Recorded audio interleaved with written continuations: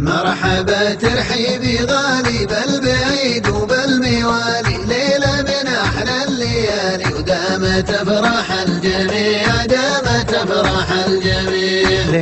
الليلة جميلة، ليلة عن مليون ليلة تجمع عيان القبيلة، ودامت أفراح الجميع، دامت أفراح الجميع. مرحبا ترحيبي غالي بالبعيد وبالموالي، ليلة من أحلى الليالي ودامت أفراح الجميع، دامت أفراح الجميع. اجتماع فيها الأحبة والتاني والمحبة، ليلة ما تشبه ودامت أفراح الجميع، دامت أفراح الجميع. مرحبا ترحيبي غالي بالبعيد وبالموالي، ليلة من أحلى الليالي ودامت أفراح الجميع، دامت أفراح الجميع. ابتهجنا وانتشينا وندعي الله لا دعينا إن لا يغير علينا، ودامت أفراح الجميع، ودامت أفراح الجميع.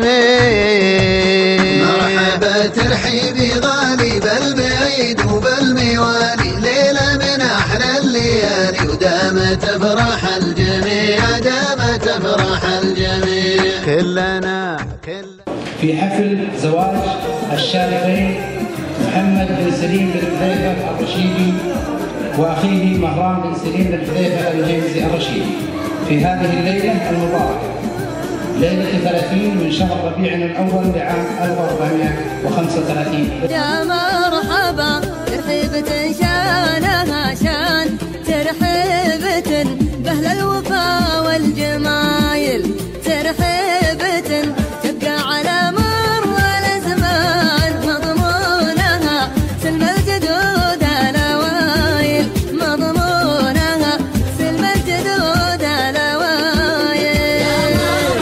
يا مرحبا يا هلا، حياكم حياكم الله يحييك.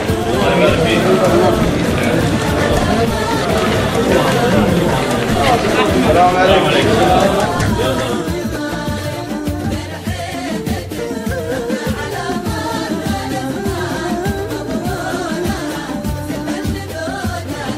بسم الله الرحمن الرحيم،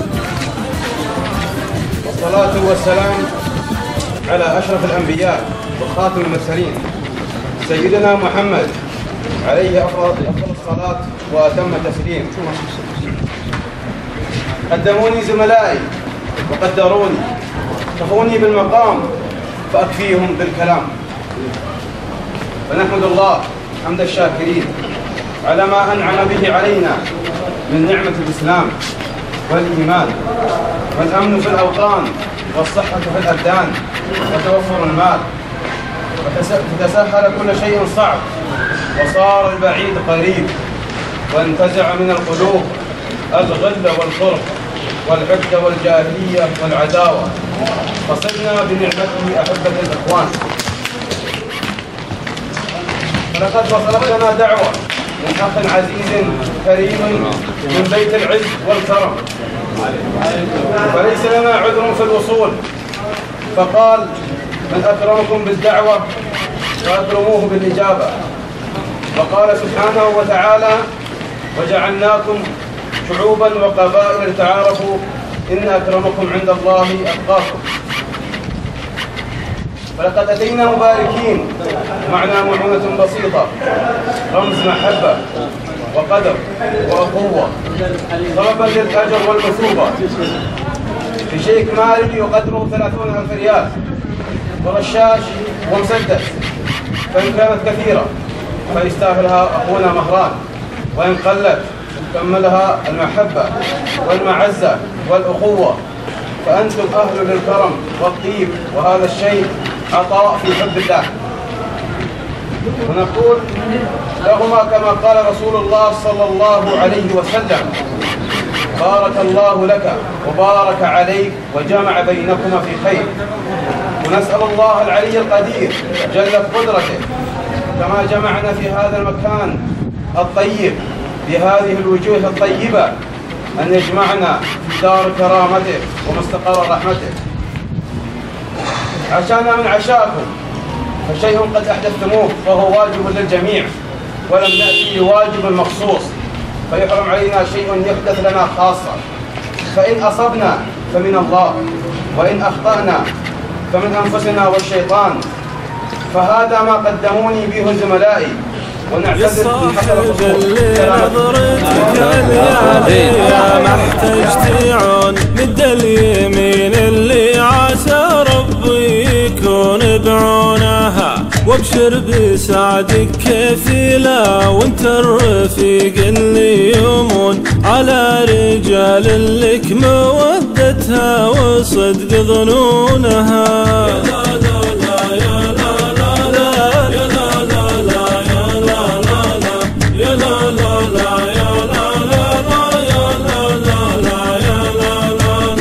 إن كان مضفنا عليك من الفرح 90 لون، عيبنا عليك تسالي كيف أحوالنا وشلونها.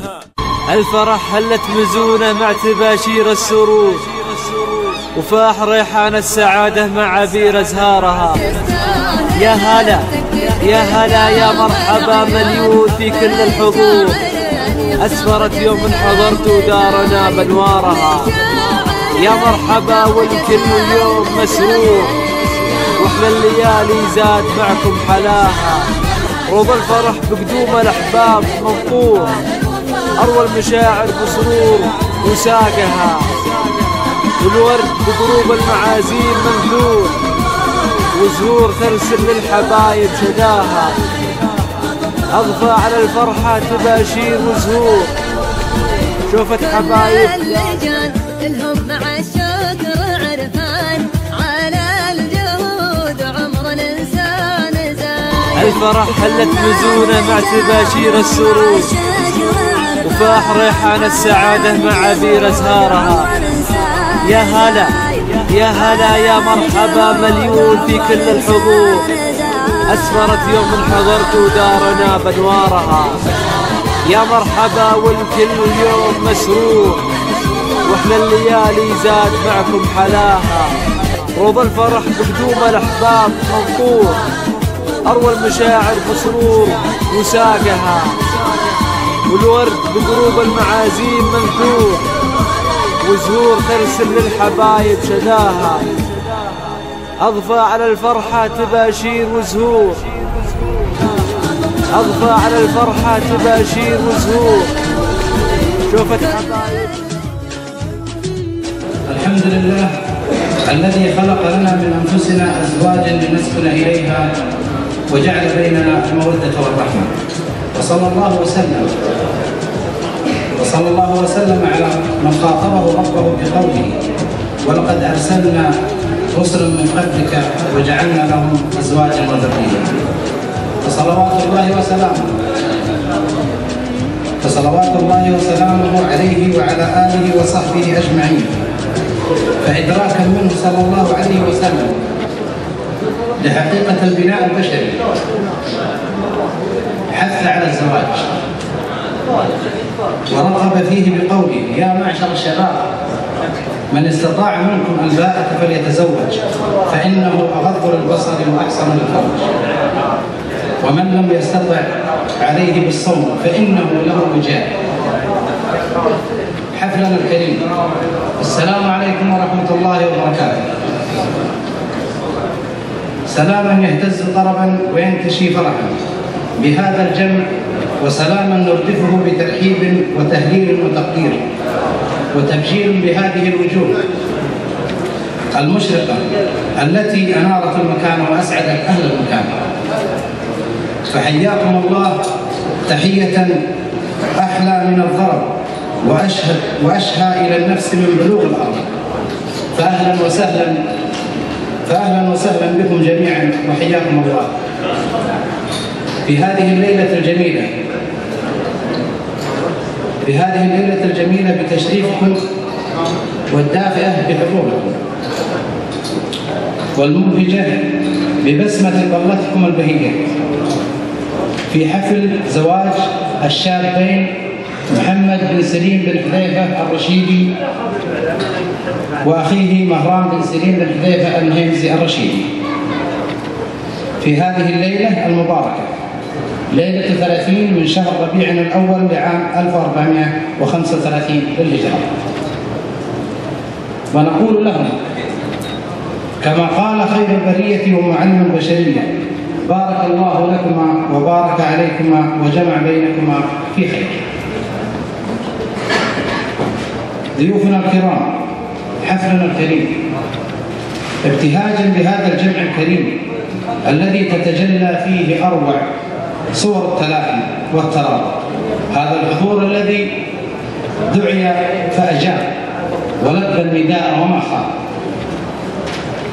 يا مرحبا وأهلا وسهلا ومرحبا نكررها لضيوفنا الكرام. حفلنا الكريم، فخير بداية لحفلنا آيات من الذكر الحكيم يتلوها على مسامعكم الشاب عبد الله بن جابر بن صالح بن هيمز الرشيدي، فليتفضل مشكورا.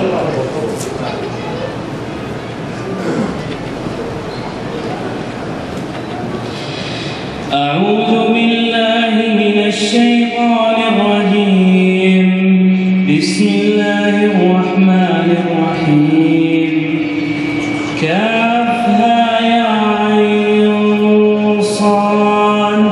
ذكر رحمة ربك عبده زكريا إذ نادى ربه نداء خفيا قال رب إني وهن العظم مني واشتعل الرأس شيبا ولم أكن بدعائك رب شقيا وإني خفت الموالي من ورائي وكانت امرأتي عاقر فهب لي من لدنك وليا يرثني ويرث من آل يعقوب واجعله ربي رضيا.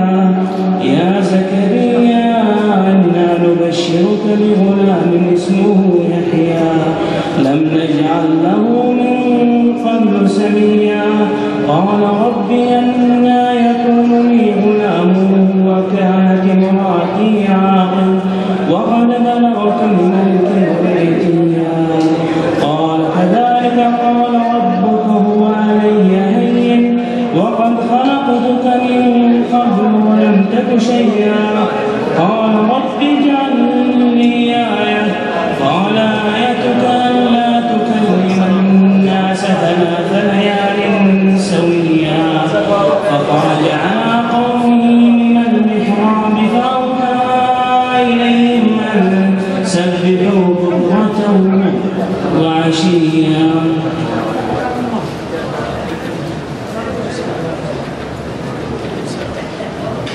ضيوفنا الكرام، حفلنا الكريم، والآن مع كلمة لأبي العريسين يلقيها نيابة عنه ابنه مروان بن سليم حذيفة المهيمزي الرشيدي، فليتفضل مشكورا.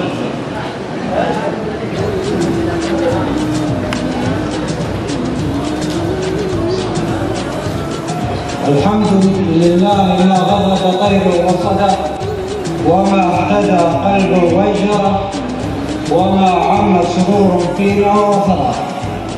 الحمد لله ما ارتفع نور الحق وظهر وما طلع فجر واسفر. الحمد لله ما ارتفع نور الحق وظهر وما طلع فجر واسفر. وصلاة وسلام طيبين أكملين على النبي المطهر صاحب الوجه الأنور والحبيب الأزهر وعلى آله وصحبه وخير المعشر. سلاما صلاة وسلاما إلى يوم المحشر. وبعد، ضيوف الكرام، نحييكم بتحية يطيب شداها عطرا وريحانا وتحمل في طياتها حبا ووفاء. تحية يوم يقوله سلاما. السلام عليكم ورحمة الله وبركاته.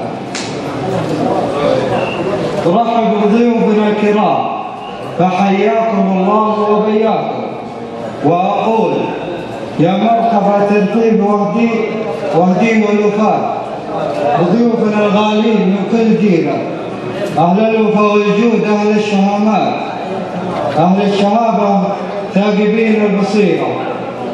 عليتم أهلا ووطئتم سهلا وطبتم وطاب لقاءكم.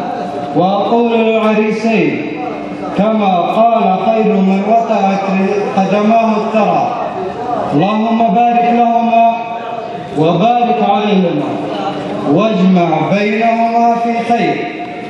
ختاما أكرر التحية والترحيب بضيوفنا الأعزاء، فحياكم الله وبياكم، ويا مرحبا ومسهلا، والسلام عليكم ورحمة الله وبركاته.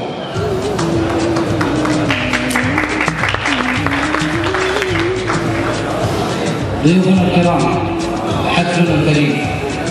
والآن يشاركنا الشيخ جابر بن صالح بن جابر بن هندي الرشيدي بكلمة تذكارية، فليتفضل مشكورا.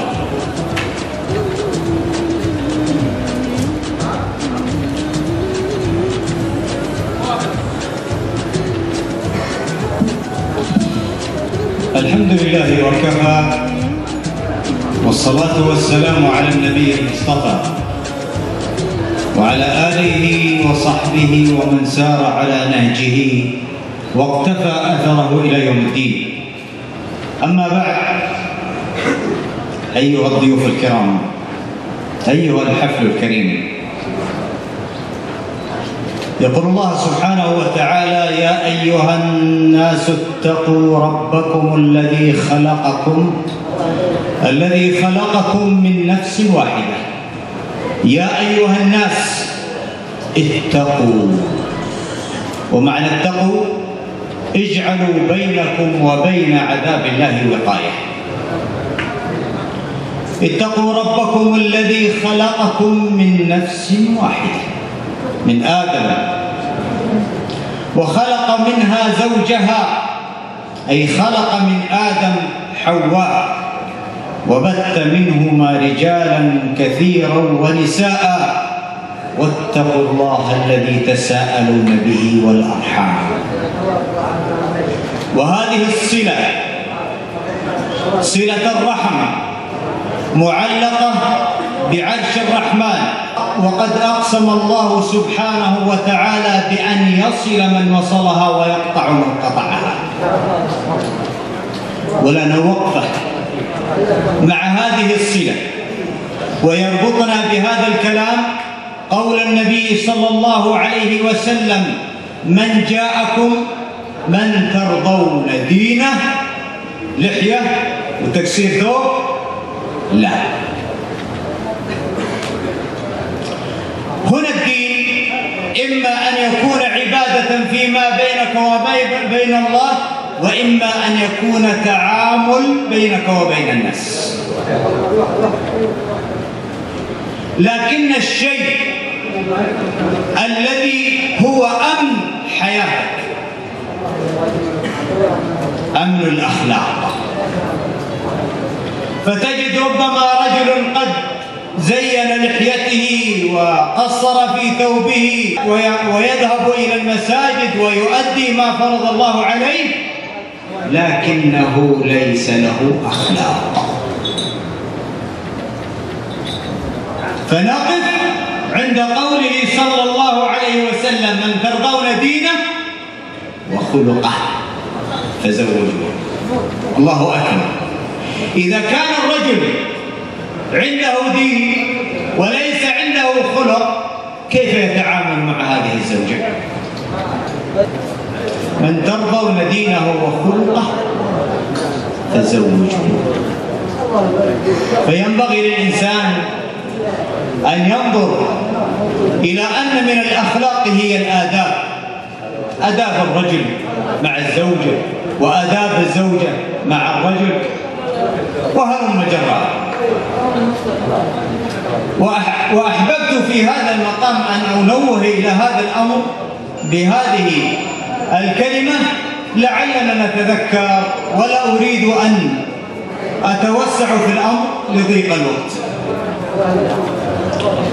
وقبل أن أنتهي من قولي لا يسعني إلا أن أشكر كل من حضر هذا الحفل وشاركنا هذه الفرحة. ويعلم الله ما أتى رجل منكم من قريب أو بعيد إلا هو فرحا بما نحن فرحين به. ونخص بالذكر من قطع البياقي والغفار وقطع المسافات من أجل هذه المشاركة، فلهم منا وافر التقدير والاحترام. والسلام عليكم ورحمة الله وبركاته.